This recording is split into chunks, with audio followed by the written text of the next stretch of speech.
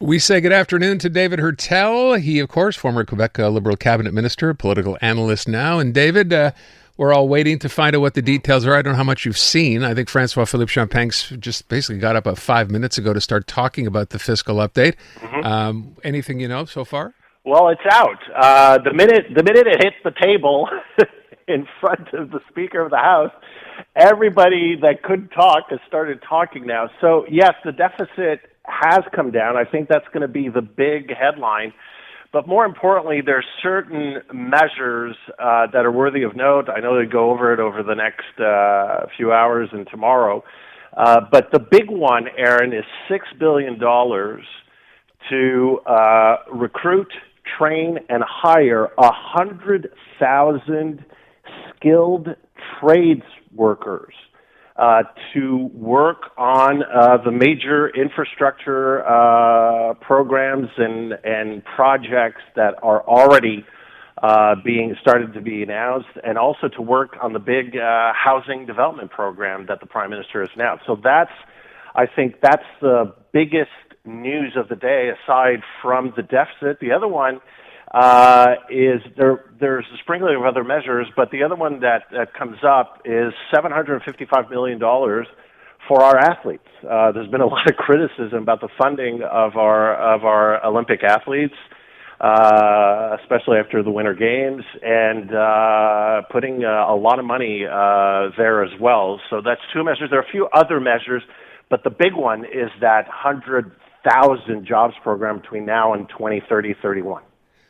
So with respect to the deficit being lower, I think the number I'm seeing here, $11.5 billion lower than projected. I think we thought yesterday, based on what the Prime Minister had said, we'd be, I'm not laughing or, ignoring $11.5 billion.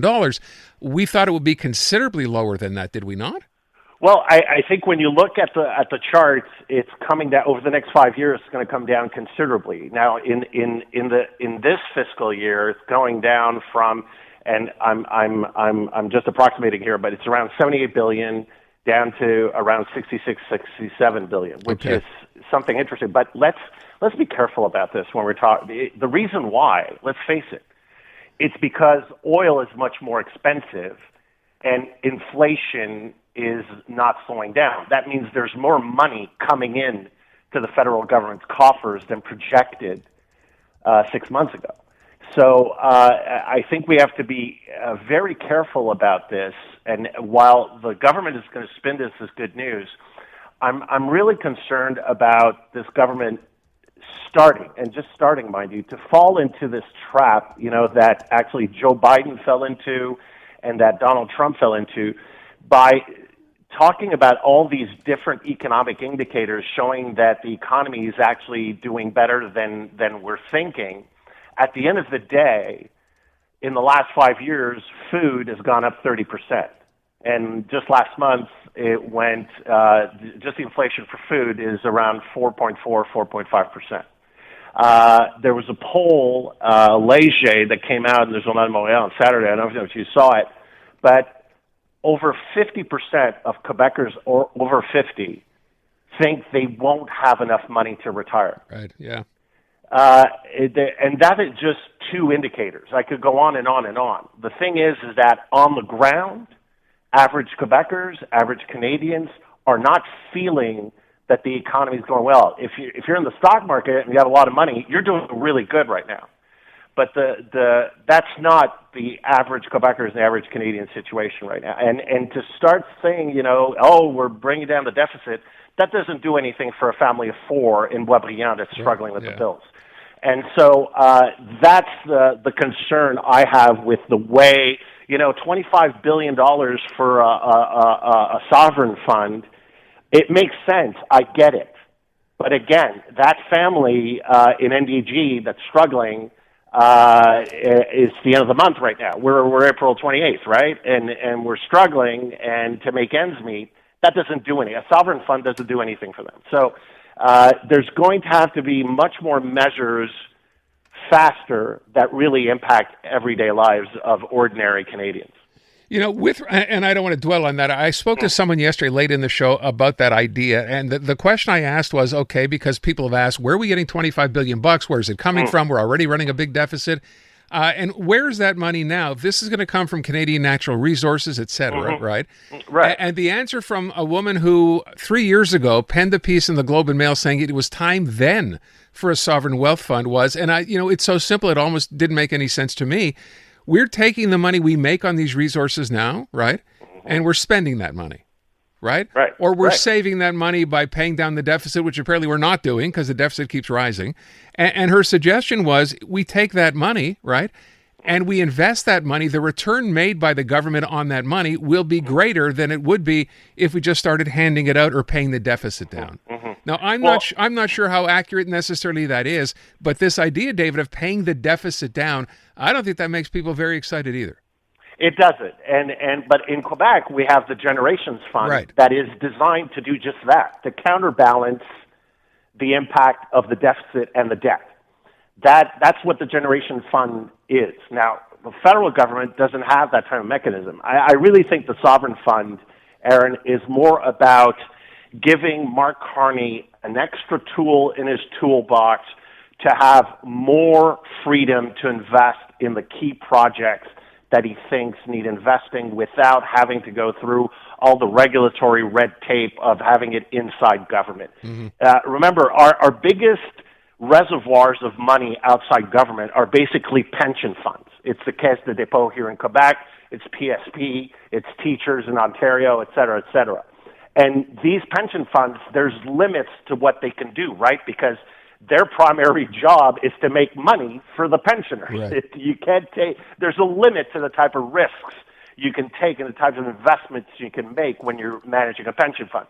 So a sovereign fund gives you much more freedom to invest in projects you feel you need to invest in, and it takes much less time when you have an arm's length Crown Corporation to do it. So I'm starting to see some stuff come out now here too. One of the things, I guess this will be good news to a degree, lowering CPP contribution rates, even though they use the word slightly. I'm not sure that matters very much either. What do you think? Well, again, these are like measures that kind of look good for a soundbite, and it looks good, on a graphic, summarizing, and the message is, we're doing something for ordinary Canadians. But again, every 2 weeks on your paycheck, that's a fraction of what you need to make ends meet. And so, and what about those that are not necessarily making contributions? There's a lot of people, we talk about the unemployment rate, and it's gone up, but it's not gone substantially up. But you've seen this. Every month we talk about the unemployment rate. But one of the reasons the unemployment rate doesn't rise as much as expected is because a ton of Canadians, a ton of Quebecers have just stopped looking. And that's a problem. The economy is not going well. So, and the question remains, it's about affordability and it's about confidence. And a fraction every 2 weeks less that is taken off your check for CPP contributions, sure, but that doesn't make a dent in the current affordability crisis that most people are going through right now. Well, let me ask this. With respect to the first thing you started with, this $6 billion over 5 years for that incentives aimed at education and skilled trades, the idea being that we now will we will have programs to encourage people to get into those trades? Is that the thinking behind this? Well, I think that's the thinking because that's where the demand is. And in the next 5 years, let's face it, it's already begun. You've seen major companies cut a lot of jobs that are being replaced, let's face it, by AI. And the thing is that we are, and we're not the only ones. The entire world economy is faced with this situation where the problem is we are in a labor shortage in skilled trades, and the need is exponentially higher. But the thing is that a lot of people are going to have to learn new skills. That's a fact. And the other thing, though, while, yes, you're going to have tens and hundreds of thousands of people over the next few years that are going to have to learn new trades because AI is going to be replacing them. The other thing is that puts another big spotlight on the question of immigration. We just still do not have enough workers to do all the job there is. Remember, if the federal government thinks it needs 100,000 new trades workers in Quebec, think about this. We already in a shortage in construction already right now in Quebec, and we have Hydro-Quebec, which is with its big plant that needs just for its plant over the next 10 years, 35,000 skilled trades workers. So just look at it this way. We already don't have enough. Yes, okay, there's going to be more people looking for jobs, and we're going to have to train them and teach them new jobs and new skills in the trades because that's where the demand is and will be. But at the same time, we're going to need to revisit this debate, especially in Quebec, about immigration.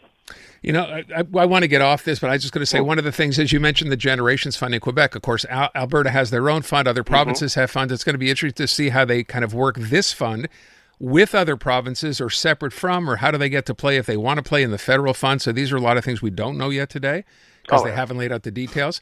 Let me shift before we run out of time completely, David. Talk about the big visit today, King Charles, and of course, visiting the U.S., making an address at the White House. Anything you see? Did Donald Trump do anything yet? Because I haven't been following it yet to upset the Brits again today. Or? Well, aside from the Australian flags, which you talked about, no, I haven't seen or heard anything. Look, right now, the relationship, the special relationship, quote unquote, between the UK and the U.S. is at one of its historic low points. Keir Starmer, the Labour Prime Minister, is in real huge political difficulty. Of course, the impacts of Brexit, that's not his fault, but there is a trade war. It's less impactful than the one with Canada, but it's not going well between the UK and the US at all. And sending King Charles or the US, we know how the president loves the royal family, loves to be with the royal family for several reasons that we all know. He loves the pomp. He loves to be included in that ceremonial position with the King of England and before with the Queen. But this is a major diplomatic effort by the UK to try to appease the tensions because Keir Starmer right now is going through, he is at the lowest points of popularity right now, especially with his former ambassador to the U.S., Peter Mandelson, that's been involved, of course, in the Epstein affair. Right. All right, we'll leave it at that and hope for the best. David Heurtel. David, thank you. All right, Adame. I'm Luke Wilson. Join me each week for Film Never Lies. Since retiring from the NFL, I've had a lot on my mind, and now I've got my own show. So if you're tired of lazy takes, if you want honest conversations, join us each week. Film Never Lies, available on all TSN platforms and the iHeartRadio app.